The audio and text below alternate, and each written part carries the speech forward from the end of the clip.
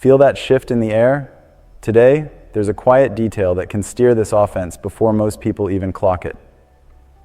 There's an in-house move that could mean stability, or it could mean the Chargers are hesitating to really turn the page. There's a big-name coaching idea being floated that would split the Bolt fam straight down the middle. There's a low-key piece of the defense that, if he walks, could put a crack in that whole wall against the run. And there's a mountain of cap space with one bold prediction tied to the offensive line. Be honest. Do you trust this team to nail the big decisions when the pressure is this high? If you're riding with the Bolt fam, tap like, make sure you're subscribed, and drop your take in the comments because we've got a lot to get into. Some news looks harmless at first, then you realize it's basically shouting plan underneath.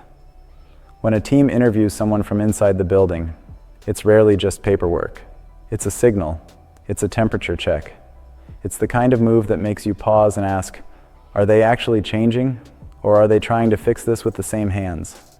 And after a season where the passing game felt stuck in mud, every little clue hits louder, especially with that playoff loss still sitting heavy.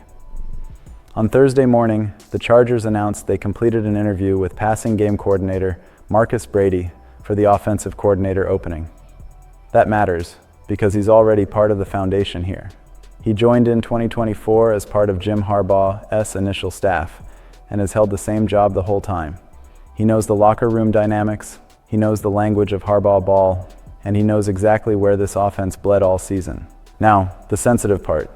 Brady was hired alongside former offensive coordinator Greg Roman to help build the passing plan, because Roman's background, his success, his comfort zone, has always leaned run game. But by the end of Roman's time in LA, the passing attack was a mess. It never really found a way to adapt to the injuries that kept the Chargers from putting a serviceable offensive line out there. And yes, that matters. When protection falls apart, everything downstream gets ugly. Still, even with that reality, there's no excuse for not creating easy buttons for Justin Herbert quick answers, rhythm throws, simple reads that help your quarterback stay alive when the pocket isn't clean. So why interview Brady?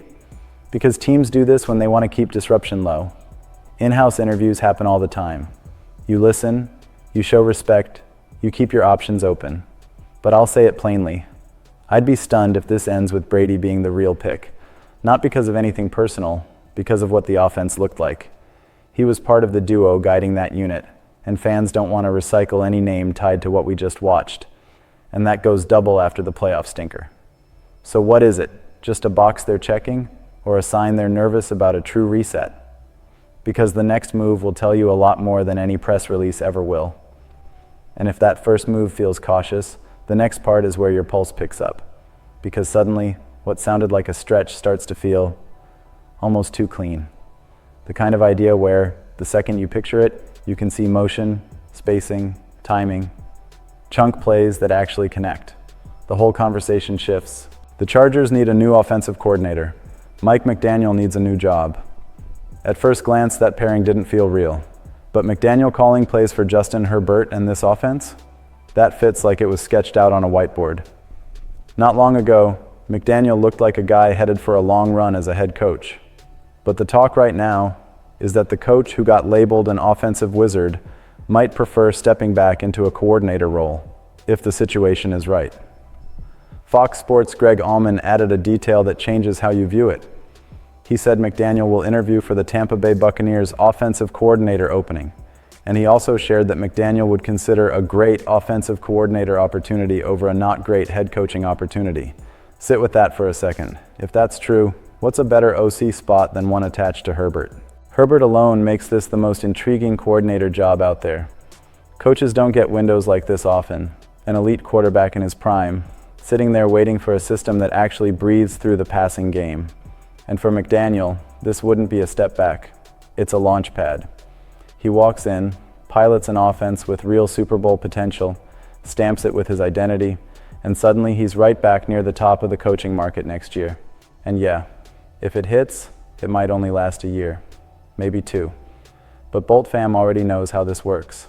When you don't have an offensive-minded head coach, good coordinators don't stay put. If they're great, they get promoted.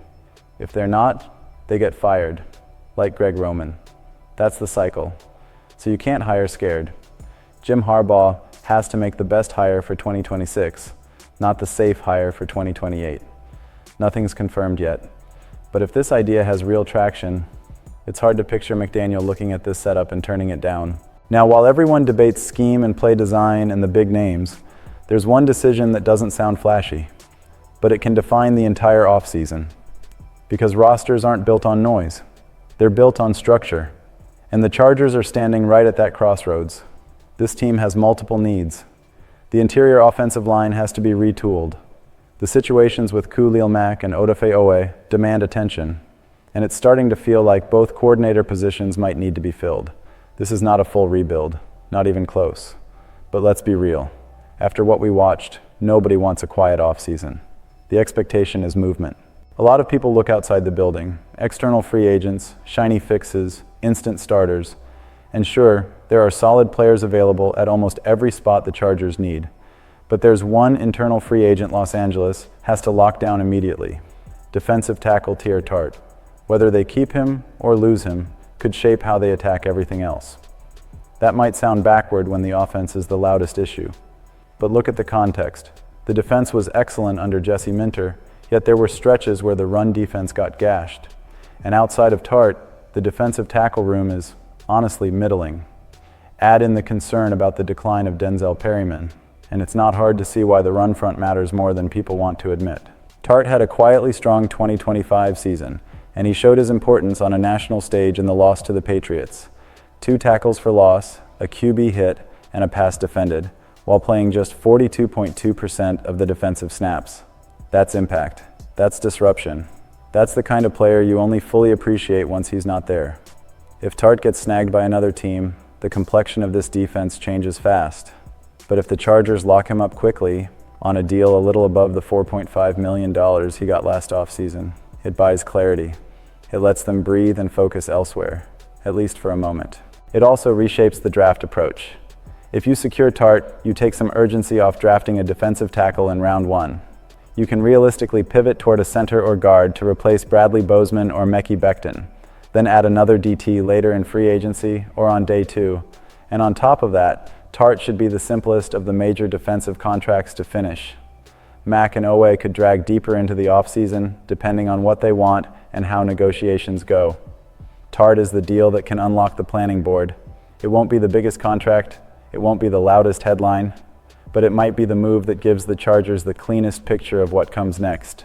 And when I say what comes next, I'm talking money, real money. After the wildcard loss to the Patriots, the Chargers are in a rare spot to reshape this roster quickly. As it stands, they have just under $110 million in cap space this offseason, the most in the NFL. That's freedom, that's opportunity, and it also means there's nowhere to hide if you get it wrong. Yes, a chunk of that has to go toward keeping key pieces. Khalil Mack, Odafe Oweh, Tier Tart. But even after that, there should be enough room to address the most glaring holes. And one prediction already has people talking. ESPN has the Chargers going big on the offensive line, beating the market for guard Isaac Sumalo. The logic isn't complicated. Anyone who watched this team knows the offensive line has to change. Joe Alt and Rashawn Slater give you stability at tackle when they're back. The problem is inside. Bradley Bozeman has struggled badly in his 2 seasons with the Chargers, and moving on would barely sting financially, just over $1 million in dead cap. Mekhi Becton never really found his footing in this system. Injuries, inconsistency, not enough help on either side of him. It feels like a fresh start might be best for both sides. That's where Sumalo comes in. He's played both left and right guard, and that flexibility matters. Even if he wasn't perfect on a strong Steelers line in 2025, there's a real case that his veteran presence and steady pass protection are exactly what the Chargers need. At 33 next season, he's not a young cornerstone. He's not among the league's elite guards anymore. But he can be a stabilizer, someone who helps Herbert play quarterback instead of playing survival. The challenge is the price tag. SpotRack projects something in the range of 3 years, $27.8 million. But in a thin guard market, the Chargers might have to go above that to get it done. And if they spend big on Sumalo, it probably means they won't also splurge on a center in free agency. So that solution would need to come through the draft. Is that a risk? Sure, but it's also a plan. And if it works, it finally gives Herbert the kind of interior protection that turns 3rd and long into something manageable instead of a panic drill. At the end of the day, it all ties together.